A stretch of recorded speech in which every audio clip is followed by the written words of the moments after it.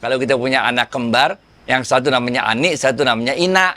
Lalu kita bilang, aku nikahkan anakku yang namanya Ani atau yang namanya Ina dengan mas kawin 5 gram dibayar tunai. Lalu dijawab oleh mempelai prianya, aku terima nikahnya anakmu, jadi haram. Karena kita nggak jelas mau nikah sama yang Ani atau sama yang Ina. Oke?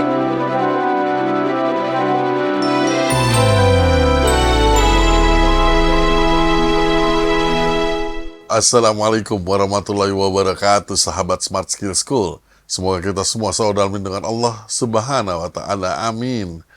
Sahabat, sehat, barokah, bahagia di tahun 2025 ini. Tetap semangat, kita jalani hidup. Yuk kita langsung saja sambut Ustadz kita, Ustadz Adi Warman Azwar Karim. Ustadz, Assalamualaikum, apa kabar? Waalaikumsalam warahmatullahi wabarakatuh. Sehat, berkah, bahagia ya Allah. Amin. Amin, Alhamdulillah. Selamat tahun baru, Ustadz. Masya Allah, selamat tahun baru juga semuanya buat sahabat-sahabat Smart School. Tapi ada yang lebih penting daripada sekedar tahun baru 2025. Kita kemarin bertepatan dengan tanggal 1 Januari, itu adalah tanggal 1 Rajab. Ini jauh lebih penting daripada tanggal 1 Januari. Karena bulan Rajab ini adalah salah satu dari 4 bulan haram yang disebutkan oleh Allah di dalam Al-Quran. Yaitu bulan Rajab, bulan Zulqa'dah, bulan Zulhijjah, dan bulan Muharram. Jadi kita sudah masuk ke dalam satu bulan di antara 4 bulan haram dari 12 bulan yang ada dalam satu tahun tersebut. Para sahabat-sahabat Rasulullah SAW, para tabi'in, ini mereka selalu mempersiapkan diri mereka 2 bulan sebelum datangnya bulan Ramadan. Sehingga bulan Rajab ini menjadi sesuatu bulan yang sangat spesial. Bukan saja karena dia merupakan salah satu dari 4 bulan haram, tapi dia jaraknya tinggal 2 bulan sebelum bulan Ramadan. Rajab, Sya'ban, Ramadan. Bahkan, ini kalau dalam ilmu tasawuf sekarang kita masuk dikit ya. Dalam ilmu tasawuf, Syekh Abdul Qadir Jailani, ini dalam kitab beliau Al-Gunyah, itu menyampaikan kisah tentang Sayyidina Ali bin Abi Thalib radhiyallahu an. Dalam kitab tersebut diceritakan bahwa Sayyidina Ali bin Abi Thalib radhiyallahu an dalam 1 tahun itu selalu mengkhususkan 4 malam. 1 tahun 365 hari itu lama teman-teman. Tapi Sayyidina Ali bin Abi Thalib radhiyallahu an selalu mengkhususkan 4 malam. Karena 4 malam ini dipandang oleh Sayyidina Ali bin Abi Thalib adalah malam-malam yang istimewa. Yang pertama adalah malam 1 Rajab. Biasanya Sayyidina Ali bin Abi Thalib di dalam malam 1 Rajab ini melakukan tambahan-tambahan amal-amal soleh dibandingkan dengan malam-malam sebelumnya. Yang kedua adalah malam Idul Fitri. Ini juga Sayyidina Ali bin Abi Thalib melakukan amalan-amalan soleh tambahan dibandingkan hari-hari lainnya. Yang ketiga adalah malam Idul Adha. Dan yang keempat adalah malam Nisfu Sya'ban. Ini adalah 4 malam yang Sayyidina Ali bin Abi Thalib mengkhususkan, menambahkan amalan-amalan tersebut, amalan-amalan tertentu dalam malam-malam tersebut. Selain 4 malam yang udah jelas tanggalnya, yaitu malam tanggal 1 Ramadan, 1 Rajab, kemudian 1 Syawal, kemudian 10 Zulhijjah, Idul Adha, dan Nisfu Sya'ban, 15 Sya'ban. Ada 1 malam lagi yang bahkan lebih dahsyat daripada 4 malam tersebut. Tapi malam ini tidak disebutkan dalam kitab Al-Gunyah tersebut, karena malam yang satu ini memang harus kita cari. Dia bukan tertentu tanggal sekian, tapi kita harus cari. Kata Rasulullah SAW, carilah malam ini, malam yang paling dahsyat ini dalam 10 hari malam bulan Ramadan, atau malam ini yang kita kenal dengan malam Lailatul Qadar. Jadi inilah dalam bulan Rajab ini kita juga diajarkan oleh para ulama-ulama kita untuk memperbanyak doa yang bunyinya Allahumma barik lana fi Rajab wa Sya'ban wa balighna Ramadan. Wahai Allah, berkahi kami di dalam bulan Rajab dan berkahi pula kami dalam bulan Sya'ban dan izinkan kami untuk sampai bertemu dengan bulan Ramadan. Gitu, Fit. Alhamdulillah, semoga kita bisa juga bertemu dengan bulan Ramadan nanti. Ustadz, ini pertanyaan sahabat Ustadz, kita rame soal episode perniagaan kemarin ini. Masih banyak pertanyaan-pertanyaan seperti tipe-tipe apalagi yang tidak diperbolehkan dalam berdagang itu, Ustadz. Sekarang kita pindah ke ilmu fikih, benar nggak? Kalau tadi kita bicara tentang ilmu tasawuf, sekarang kita bicara mengenai ilmu fikih. Dalam tayangan beberapa saat yang lalu, kita telah membahas tentang tidak bolehnya tadlis. Oke, tadlis adalah penipuan, menipu. Jadi satu pihak mengetahui informasi, sedangkan pihak yang lain tidak mengetahui informasi. Dua pihak, yang satu mengetahui informasi, yang satu tidak mengetahui informasi, ini melakukan transaksi bisnis. Ini namanya nipu. Dalam bahasa fikihnya disebut tadlis.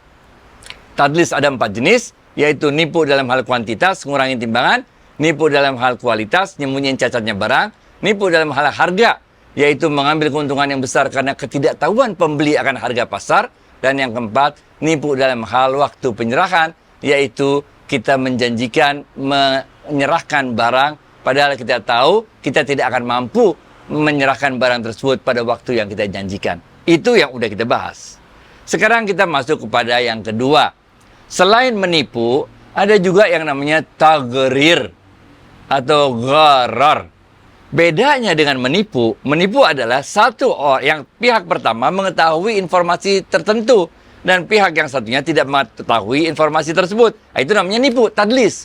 Kalau gharar, ini dua-duanya nggak tahu. Benar ya? Ini ajaib nih. Dua-duanya nggak tahu. Ya, baik pembeli maupun penjual tidak mengetahui informasi tersebut. Ini yang disebut dengan tagrir atau gharar. Gharar juga ada 4 jenis. Jenis gharar yang pertama adalah gharar dalam hal kuantitas. Contohnya jual beli ijon. Itu rambutan, itu duren, itu mangga. Masih pentil. Lalu kita jual dalam keadaan pentil itu untuk nanti dipanen pada saatnya. Sehingga baik si penjual maupun pembeli tidak tahu berapa kuantitas yang diperjualbelikan. Ini. Kalau tadlis, nipu, satu tahu, satu nggak tahu. Tapi kalau gharar, tagrir, dua-duanya nggak tahu. Baik si penjual nggak tahu dia akan ada berapa banyak yang bisa dipanen itu rambutan, itu belimbing, itu mangga, itu durennya. Karena masih dijual dalam bentuk pentil pada saat masih pentil. Dan si pembeli pun tidak tahu berapa banyak nanti yang akan dia panen karena membelinya pada saat masih dalam keadaan berbentuk pentil. Ini. Gharar dalam hal kuantitas. Yang kedua, gharar dalam hal kualitas. Baik si penjual maupun pembeli tidak mengetahui kualitas yang diperjualbelikan. Contoh, jual beli anak sapi yang ada dalam perut induknya. Kalau sekarang jual beli anak kucing. Oke? Atau yang lebih hebat lagi, jual beli anak kuda yang masih dalam perut induknya. Biasanya sapi yang ras baik dengan ras baik itu dikawinin. Nah, biasanya belum lahir aja udah dibeli. Karena dia tahu bapaknya bagus, ibunya bagus, pasti anaknya bagus. Kuda begitu juga, kuda pacu itu biasanya. Belum lahir langsung dibeli. Nah, ini tidak boleh. Karena baik si penjual, dia tidak mengetahui apakah anaknya itu yang masih dalam perut janin itu memang betul-betul bisa lahir dan lahirnya tidak cacat, tidak mati. Si pembeli pun tidak tahu karena belinya masih dalam perut induknya. Apakah nanti bisa dia lahir dengan baik, tidak cacat dan tidak mati, dia sama-sama nggak tahu. Ini adalah gharar tingkat kedua. Kalau dalam ilmu fikih Syafi'i, ini gampang, beli aja sama induknya sekalian, jadi halal, benar nggak? Oke, ini gharar dalam hal kualitas. Yang ketiga, gharar dalam hal harga. Oke, kita berjual beli. Oke, aku jual handphone ini padamu. Kalau engkau membayarnya 1 bulan tempo, maka harganya 10 juta. Tapi kalau engkau membayarnya tempo 3 bulan, maka harganya 15 juta. Oke? Jadi, si penjual memberikan 2 pilihan harga. Yang satu 10 juta, yang satu 15 juta. Yang 10 juta harus dibayar 1 bulan kemudian, yang 15 juta harus dibayar 3 bulan kemudian. Kemudian si pembeli mengatakan setuju. Nah ini. Ini gharar dalam hal harga. Karena ketika pembeli mengatakan setuju, tidak jelaslah harga mana yang disetujuinya. Yang 1 bulan atau yang 3 bulan. Yang 10 juta atau yang 15 juta, nggak jelas. Ini nggak boleh. Oke? Kalau mau contoh yang lebih gampang lagi, kalau kita punya anak kembar, yang satu namanya Ani, satu namanya Ina. Lalu kita bilang, aku nikahkan anakku yang namanya Ani atau yang namanya Ina dengan mas kawin 5 gram dibayar tunai. Lalu dijawab oleh mempelai prianya, aku terima nikahnya anakmu, jadi haram. Karena kita nggak jelas mau nikah sama yang Ani atau sama yang Ina. Oke? Gharar yang keempat. Gharar dalam hal waktu penyerahan. Nah, ini contohnya, kalau dalam kitab-kitab fikih adalah menjual ikan yang belum ditangkap, yang masih ada di sungai, yang masih ada di laut. Atau menjual burung yang masih belum ditangkap, yang masih terbang-terbang di pohon, dahan-dahan pohon. Atau menjual onta yang hilang. Nah, dia punya onta, ontanya hilang. Lalu dia bilang, aku jual ontaku. Mana ontanya? Lagi hilang. Kalau nggak hilang, harga ontanya 100 juta. Nah, sekarang karena hilang, saya jual aja dah 50 juta. Nanti kalau ketemu, ontanya silakan ambil. Ini juga haram. Ini gharar dalam hal waktu penyerahan. Karena kita tidak tahu kapan onta itu bisa ketemu, kapan ikan itu bisa ditangkap, kapan burung itu bisa ditangkap dan diserahkan. Nah, inilah 4 jenis gharar yang di dalam ilmu fikih melengkapi apa yang tadi episode lalu kita bahas tentang tadlis. Baik David. Baik Ustadz, bagaimana kalau trading Ustadz? Perdagangan yang kita tidak melihat, barangnya tidak melihat, ya apa menduga-duga atau tidak ya Ustadz ya? Masya Allah. Trading ini kita bagi kalau dalam ilmu fikih ya, ada 2. Pertama adalah jual beli, trading itu istilahnya jual beli ya. Jual beli tentang barang a'yan atau barang yang bisa kita lihat wujudnya. Kalau dalam ilmu fikih disebut sebagai babul buyu atau bab jual beli. Sedangkan yang kedua adalah jual beli juga, tapi jual beli yang tidak berwujud, yaitu jasa. Itu kita sebutnya sebagai, kalau di Indonesia namanya sewa atau upah mengupah. Kalau dalam bahasa Arabnya namanya ijaroh. Jadi dalam bahasa Arab bedakan juga, ada yang namanya jual beli barang dan jual beli jasa. Jual beli barang namanya al-bay', jual beli jasa namanya al-ijaroh. Sekarang kita bicara aja yang jual beli barang. Karena sekarang banyak yang terjadi, jual beli barang, tapi barangnya itu kita nggak tahu, nggak ada. Kita cuma dengar-dengar aja, dapat dokumen, bener nggak? Ini batu bara, nikel dijual ke sini, kopi sana sini gitu. Nah ini kita harus hati-hati. Karena di dalam hadis Rasulullah SAW mengatakan, la tabi' ma laisa indak. Jangan engkau jual sesuatu yang bukan engkau kuasai.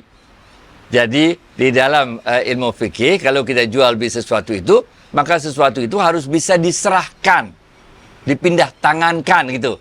Nah, pindah tangankan ini artinya menguasai barangnya, atau kalau dalam bahasa fikihnya, selain dilakukan akad, kesepakatan tentang barang yang diperjualbelikan, juga diikuti dengan qobet. Qobet artinya deliverable, bisa diserahkan, bisa diserah terimakan. Nah itu benar ya. Kan sering kita belanja apa segala macam. Misalnya lah kita beli furniture lah di toko kan, kita bayar, nanti diserah terimakan di rumah, benar ya. Jadi ada kesepakatan mengenai akad jual belinya dan harus ada juga qobet. Nah yang banyak sekarang terjadi adalah kita sudah setujui akad jual belinya, tapi penyerahannya belum ada. Bahkan si pembeli yang belinya ini, dia belum tahu sebenarnya keberadaan barang tersebut. Ya kemudian dia jual lagi. Dan begitu seterusnya. Sehingga terjadilah perdagangan yang tidak diketahui serah terimanya bahkan dari penjual dan pembeli yang pertama. Kemudian udah terus saya muter-muter, cuman kesepakatan tapi tidak pernah ada barang yang diserah terimakan. Ini termasuk salah satu yang tidak dibolehkan dalam transaksi trading kita menurut ilmu fikih. Back to you, Fit. Baik, Alhamdulillah sebagian banyak kiat-kiat perdagangan yang direstui oleh Islam. Ustadz, terima kasih atas waktu dan tausiahnya. Assalamualaikum warahmatullahi wabarakatuh. Waalaikumsalam warahmatullahi wabarakatuh.